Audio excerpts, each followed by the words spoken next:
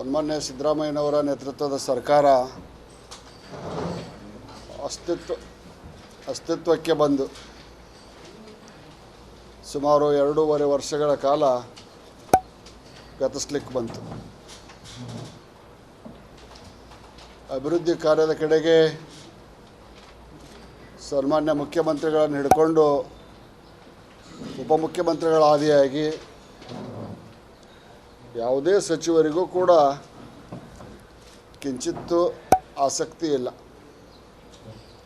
ಕಾರಣ ರಾಜ್ಯದ ಹಣಕಾಸಿನ ಪರಿಸ್ಥಿತಿ. 2.5 ವರ್ಷಗಳ ಕಾಲ ಬೇಜವಾಬ್ದಾರಿ ಹಣಕಾಸಿನ ನಿರ್ವಹಣೆ ಅಂತ ಹೇಳಬೇಕಾಗತ್ತೆ. ಇಷ್ಟಿದ್ದಾಗ್ಯೂ ಕೂಡ ಅಭಿವೃದ್ಧಿಯ ಬದಲು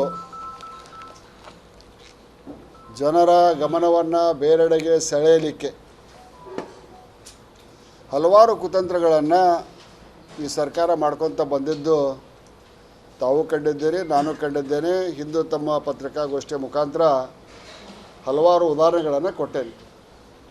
ಹುಲಿ ಉಗುರಿನಿಂದ ಹಿಡ್ಕೊಂಡು, ದರ್ಶನದಿಂದ ಹಿಡ್ಕೊಂಡು, ಚಾಮುಂಡಿ ಬೆಟ್ಟದ ಬಗ್ಗೆ ಹಿಡ್ಕೊಂಡು, ಇಂಥ ಹಲವಾರು ಸಾರ್ವಜನಿಕರ ಗಮನವನ್ನು ಆಡಳಿತದ ವೈಫಲ್ಯತೆ ಕಡೆಗೆ ಗಮನ ಬರಬಾರ್ದು ಅಂತೇಳಿ ಬೇರೆ ಕಡೆ ಒಂದು ಸುದ್ದಿ ತೇಲ್ಬಿಡು. ಮತ್ತು ಇನ್ನೊಂದು, ಈ ರಾಜ್ಯದಲ್ಲಿ ಒಬ್ಬ ಮಂತ್ರಿ ಅದಾನ, ಅವಾಗ ಬರೀ ತನ್ನ ಇಲಾಖೆ ಕಡೆ ಲಕ್ಷಣ ಇರೋದಿಲ್ಲ. ತನ್ನ ಇಲಾಖೆಯೊಳಗೆ ಕತ್ತಿ ಬಿದ್ದಾವ. ಮಂದಿ ಇಲಾಖೆ, ಮಂದಿ ಬಗ್ಗೆ ಹಸ್ತಕ್ಷೇಪ ಮಾಡೋದು, ಮೂಗು ತೋರ್ಸೋಕೆ ಹೋಗೋದು, ಎಲ್ಲ ಇಲಾಖೆಯೊಳಗೂ ಮೂಗು ತೋರಿಸುವಂಥ ಕೆಲಸ ಮಾಡ್ತಾರೆ. ಕಾರಣ ಅವರ ತಂದೆ ಕಾಂಗ್ರೆಸ್ ಪಕ್ಷದ ರಾಷ್ಟ್ರೀಯ ಅಧ್ಯಕ್ಷ. ನೋಡ್ರಿ ಎಷ್ಟು ಸ್ಪೀಡ್ ಐತೆ ಸರ್ಕಾರ. RSS ನಿಷೇಧ ಮಾಡ್ಬೇಕಂತ ಒಂದು ಲೆಟರ್ ಕೊಡ್ತಾನೆ ಪ್ರಿಯಾಂಕಾ ಖರ್ಗೆ. ತಕ್ಷಣವೇ ಅದಕ್ಕೆ ತೀವ್ರ ಕ್ರಮ ತೆಗೆದುಕೊಳ್ಳಲು ಅಂತ ಮಾನ್ಯ ಮುಖ್ಯಮಂತ್ರಿಗಳು ಶರ ಬರದ ಅಧಿಕಾರಿಗಳಿಗೆ ಕಳಿಸ್ತಾರೆ. Within no second, within no time. ಎಷ್ಟು ಸ್ಪೀಡ್ ಐತೆ ಅನ್ನೋದಕ್ಕೆ ಇದು ಒಂದು ಉದಾಹರಣೆ. ಗೌರ್ಮೆಂಟ್ ಕೆಲವು ವಿಷಯದೊಳಗೆ ಕೇವಲ ಅಲ್ಪಸಂಖ್ಯಾತರ ಮತದ ಓಲೈಕೆ ಸಲುವಾಗಿ ಹಲವಾರು ಕ್ರಮಗಳನ್ನು ಮಾನ್ಯ ಮುಖ್ಯಮಂತ್ರಿ ಸಿದ್ದರಾಮಯ್ಯನವರು ತೆಗೆದುಕೊಂಡದ್ದು ಈ ರಾಜ್ಯದ ಜನತೆ ಕಂಡಾರ. ಆದರೆ ಏನು ಮಾಡೋಕ್ಕಾಗತ್ತೆ? ಓಟ್ ಹಾಕಿಂದ ಅದನ್ನು ವಾಪಸ್ ತಗೊಳ್ಳುವಂಥ ಅಧಿಕಾರ ಪ್ರಜಾಪ್ರಭುತ್ವ ವ್ಯವಸ್ಥೆಯಲ್ಲಿ ಇಲ್ಲ. ಸನ್ಮಾನ್ಯ ಪ್ರಿಯಾಂಕಾ ಖರ್ಗೆ ಅವರು RSS ಸಾಲಿ ಇದನ್ನು ಮಾಡ್ತೈತಿ, ಸಾಲಿ ಗ್ರೌಂಡ್ ಉಪಯೋಗ ಮಾಡ್ತೈತಿ, ಅದನ್ನು ಮಾಡ್ತೈತಿ ಅಂದರು. ಪ್ರಿಯಾಂಕಾ ಖರ್ಗೆ ನ್ಯಾಷನಲ್ ಹೈವೇದೊಳಗೆ ಕೆಲವು ಮಂದಿ ಪ್ರಾರ್ಥನೆ ಮಾಡ್ತಾರಲ್ಲ ವರ್ಷದಾಗ 2-3 ಸರಿ. ಅವ್ರ ಬಗ್ಗೆ ಏನು ಹೇಳ್ತೀಯಪ್ಪ ಖರ್ಗೆ? ಅವ್ರ ಬಗ್ಗೆ ಏನು ಹೇಳ್ತೀಯ? ಅದು ಸರ್ಕಾರಿ ಆವರಣ ಅಲ್ಲ. ಅರೇ, ನಿನ್ನ ಜಿಲ್ಲೆಯಲ್ಲೇ ನಿನ್ನ ಸಂಬಂಧಿಕರ ಶಾಲೆಯಲ್ಲೇನ ಇದೇ ರಾಷ್ಟ್ರೀಯ ಸ್ವಯಂ ಸೇವಕ ಸಂಘದ ಶತಾಬ್ದಿ ಕಾರ್ಯಕ್ರಮಗಳು ನಡೆದವು. ಸನ್ಮಾನ್ಯ ಮುಖ್ಯಮಂತ್ರಿಗಳ ಕ್ಷೇತ್ರದಲ್ಲಿ ಅವರ ಸಂಬಂಧಿಕರ, ಅವರ ಅನುಯಾಯಿಗಳ ಕ್ಷೇತ್ರದ ಶಾಲೆಗಳಲ್ಲಿ ಕೂಡ RSS ರಾಷ್ಟ್ರೀಯ ಸ್ವಯಂ ಸೇವಕ ಸಂಘದ ಶತಾಬ್ದಿ ಕಾರ್ಯಕ್ರಮಗಳು ನಡೆದವು. ರಾಷ್ಟ್ರೀಯ ಸ್ವಯಂ ಸೇವಕ ಸಂಘ ಒಂದು ದೇಶಭಕ್ತರ ಸಂಘಟನೆಯ ಸಂಘ. ಇದಕ್ಕೆ ಜಾತಿ ಇಲ್ಲ, ಯಾವುದೇ ಜಾತಿಯನ್ನು ವಿರೋಧ ಮಾಡೋದಲ್ಲ. ಯಾರು ಭಾರತ್ ಮಾತಾ ಕಿ ಜೈ ಅಂತಾರೆ, ಭಾರತ ಮಾತೆಯ ಸಮಗ್ರ ಏಕತೆ ಅಖಂಡತೆಗೆ ಚಿಂತನೆಯನ್ನು ಮಾಡ್ತಾರೆ, ಅಂಥವರೆಲ್ಲರನ್ನು ರಾಷ್ಟ್ರೀಯ ಸ್ವಯಂ ಸೇವಕ ಸಂಘ ಬೆಂಬಲಿಸ್ತೈತಿ, ಅಭಿನಂದಿಸ್ತೈತಿ. ಸ್ವತಃ ಜವಾಹರ್ಲಾಲ್ ನೆಹರು ಹಿಂದೊಮ್ಮೆ ರಾಷ್ಟ್ರೀಯ ಸ್ವಯಂ ಸೇವಕ ಸಂಘವನ್ನು ನಾನು ಅಧಿಕಾರ ಬಂದರೆ ಬ್ಯಾನ್ ಮಾಡ್ತೇನೆ ಅಂತೇಳಿ ಅಧಿಕಾರಕ್ಕೆ ಬರೋಕ್ಕಿಂತ ಪೂರ್ವದೊಳಗೆ ಹೇಳಿದರು. ಚೈನಾ ವಾರ್ ನಡೆದಾಗ ರಾಷ್ಟ್ರೀಯ ಸ್ವಯಂ ಸೇವಕ ಸಂಘದ ಸೇವೆಯನ್ನು ನೋಡಿ ಅದೇ ಜವಾಹರ್ಲಾಲ್ ನೆಹರು ಒಪ್ಕೊತಾರೆ, ಈ ಸಂಘಟನೆ ಇಷ್ಟೊಂದು ಒಳ್ಳೆಯ ರೀತಿಯಿಂದ ಕೆಲಸ ಮಾಡ್ತೈತೆ ಅಂಥೇಳಿ ನನಗೆ ಅನಿಸಿದ್ದಿಲ್ಲ ಅನ್ನುವಂಥ ಭಾವನೆಯನ್ನು ವ್ಯಕ್ತಪಡಿಸ್ತಾರೆ.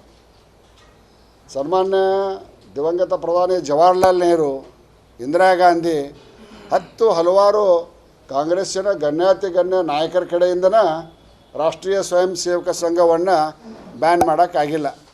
ಇನ್ನು ನೀ ಯಾವ ಪುಟ್ಟಗೋಶಿನೋ ಪ್ರಿಯಾಂಕಾ ಖರ್ಗೆ? ಯಾವ ಪುಟ್ಟಗೋಶಿ? ನಿಮ್ಮಪ್ಪ ಅಧಿಕಾರದಾಗದಂತ ರಾಷ್ಟ್ರೀಯ ಸ್ವಯಂ ಸೇವಕ ಸಂಘದ ಬಗ್ಗೆ ಬಾಯಿಗೆ ಬಂದಂಗೆ ಮಾತಾಡ್ತೀಯ. ಇನ್ನು 2.5 ವರ್ಷ ಅದೇ ಹಿಂದೂಗಳು, ಹಿಂದೂ ಸಂಘಟನೆಗಳು ನಿನಗೆ ನಿಮ್ಮಪ್ಪಗೆ ಕೂಡ ಪಾಠ ಕಲಿಸ್ತಾವೆ. ಅಧಿಕಾರ ಐತೆ ಅಂತ ಬಾಯಿಗೆ ಬಂದಂಗೆ ಮಾತಾಡೋಕ್ಕೆ ಹೋಗಬಾರ್ದು. ಏನು ಮಾಡಿತ್ತು ರಾಷ್ಟ್ರೀಯ ಸ್ವಯಂ ಸೇವಕ ಸಂಘ?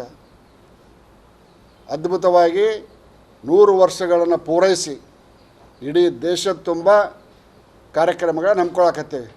ನಿನ್ನೆಯೂ ಕೂಡ ಗದಗದಲ್ಲಿ ಮತ್ತು ನರಗುಂದದಲ್ಲಿ ಅತ್ಯಂತ ಭವ್ಯವಾದಂಥ ಪಥಸಂಚಲನವನ್ನು ನಾವು ಮಾಡೇವಿ. ಸ್ವತಃ ನಾನು ಕೂಡ ಗಣವೇಶಧಾರಿಯಾಗಿ ಪಥಸಂಚಲನದಲ್ಲಿ ಭಾಗಿಯಾಗಿದ್ದೇನೆ, ತಾವು ನೋಡಿರಿ ಅಂತ ನಾನು ಭಾವಿಸ್ತೇನೆ.